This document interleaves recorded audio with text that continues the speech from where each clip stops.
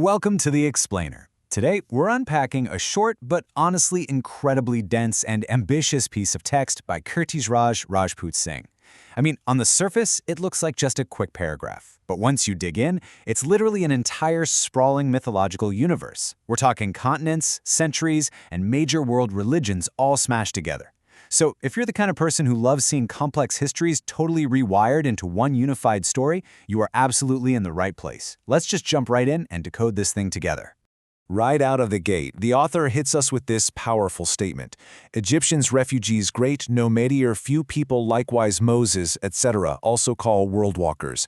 I know, it's a lot to take in, but it immediately drops us into this highly stylized, epic linguistic universe. There's no gentle hand-holding or basic historical context here.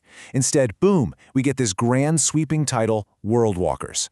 And he's assigning it to these monumental historical and biblical figures right off the bat. It's such a bold opening, and it basically tells us, hey, buckle up, because we are dealing with a narrative of massive scale. But here is where it gets kind of cryptic. Right before laying out this massive timeline, the text uses this incredibly mysterious phrase, ancestor abbreviation font says. It almost feels like some ancient magical incantation, right? Like the author is pointing us to some hidden ancestral source code, an abbreviation font. It sets the mood perfectly. It's essentially a signal to us that what we're about to read is a decoded message, a hidden history that's finally being revealed. Okay, so part 1, the Worldwalker identity. Let's decode some of this highly specific vocabulary. The whole foundation of this text rests on that term, the Worldwalker. And the way it's defined here is as a specific title given to the Egyptians, refugees, great Nabateer, and figures likewise Moses, etc. So the author is deliberately taking these specific nomadic groups and huge historical leaders and lumping them all together under one extremely dynamic banner. In this specific lore, they aren't just displaced people wandering around. No, they are worldwalkers. It's a title that implies this epic legacy of perpetual divine movement. Which brings us to a really fascinating contrast. Stays places. The text tells us that these followers, these Egyptian nomadic tribes, create stays places which they come and be. And think about the tension there for a second. You have this inherently nomadic group, literally called worldwalkers, but they deliberately build physical, rooted settlements. It gives their existence this really unique rhythm. It's like constant epic migration, but punctuated by these purposeful anchored communities where they stop for a very specific reason. Which brings us to Section 2, Preachers of Christ and their centuries-long duty. Okay, so once they're in these physical settlements, these once nomadic tribes take on a totally new job. They become followers and preachers of Christ for centuries. This is a massive, massive leap in the lore. The ancient Egyptian refugees and the followers of Moses have just time-jumped across eras. They didn't just build settlements to take a break, they built their stays places to actively preach a new teaching. And they keep this up for vast stretches of time, literally for centuries. Wait, we actually have to pause here for a second because how the text describes Christ is mind-blowing. First, it honors him beautifully as someone who taught us symbol of love and goodwill. But then, it does something absolutely wild with its own internal logic. It adds, who is also called Worldwalker. Christ is completely absorbed into the nomadic lore. He's not just some separate figure who shows up later. He is adopted straight into the exact same lineage as the Egyptian nomads in Moses. He is officially a fellow Worldwalker. All right, moving on to Section 3, the chronological mythos. Let's look at this grand timeline. This timeline maps out the sheer scope of history the author is claiming, and just think about the flow here. Phase 1, the era of Moses, where the Egyptian refugees first step onto the stage as worldwalkers.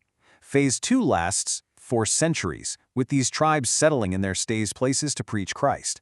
Then, Phase 3. We enter this incredibly mysterious sweeping era that the text simply calls the many dawn centuries. Sounds epic, right? And finally, Phase 4, the post-dawn era, which triggers this massive emigration toward the believers of Rama and Krishna. It's this perfectly structured linear progression of spiritual evolution. And that leads us perfectly into Section 4, the Great Divine Migration, the ultimate crossover.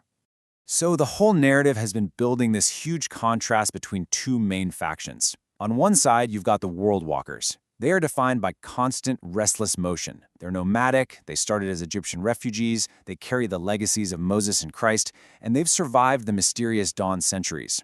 But on the other side, we have what the text calls the stairs.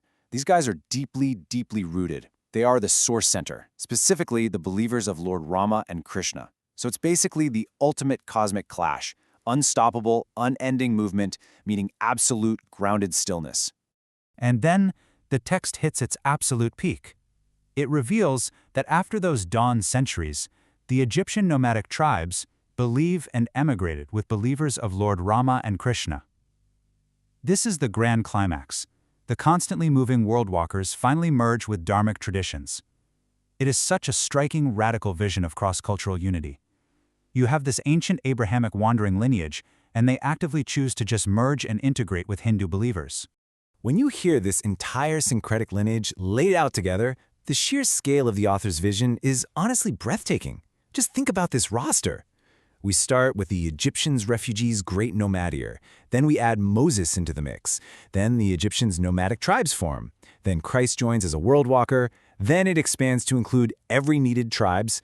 And finally, the whole thing flows right into the believers of Lord Rama and Krishna.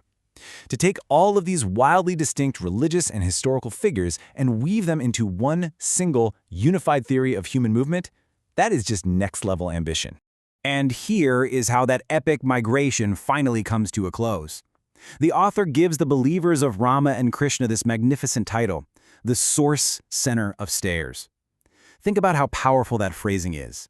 After millennia of being worldwalkers, after crossing from the era of Moses to Christ, after surviving the vast unknown of the dawn centuries, they finally find their anchor, the source center. It represents the final, immovable destination of this incredible cross-cultural journey. The epic wandering of the worldwalkers is, at long last, over. So, as we wrap up the explainer today, I want to leave you with this to chew on. What does a unified theory like this reveal about our deep, human desire to connect completely different ancient faiths? This tiny piece of text tried to bridge continents, centuries, and totally different religious paradigms, from Abrahamic to Dharmic, all into one continuous, logical story. It's a fascinating attempt to unify human history, and it really highlights our endless search for shared origins and maybe a shared spiritual destination. Thanks for hanging out with me for this explainer, and as always, keep seeking out the structure in the stories around us.